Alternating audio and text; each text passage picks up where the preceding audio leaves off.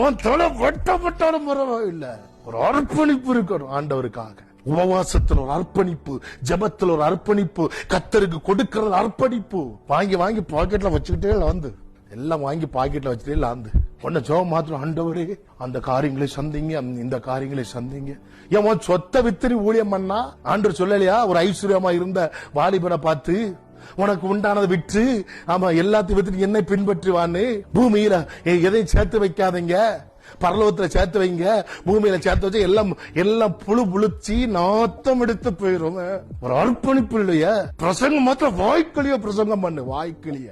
வேதத்துல வாசிக்கும் அப்போஸ்தலருடைய பாதத்துல கொண்டு போய் எல்லாத்தையும் என்ன பண்ணாங்கன்னா விற்று அப்படியே பாதத்துல கொண்டு போய் வச்சாங்க. இன்னைக்கு என்னத்தை நீங்க வித்தீங்க? என்னத்தை வித்தீங்க சொல்லுங்க பாக்கலாம். சொத்தை வித்து எவனா ஊழியம் பண்ணிருக்கீங்களா?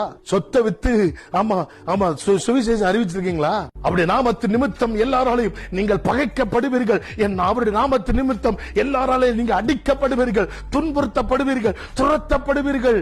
யோவான் சானகனை பாருங்கள், அப்படி நாமத்து நிமித்தம் என்ன நடந்தது? அப்படி தலை வெட்டப்பட்டது.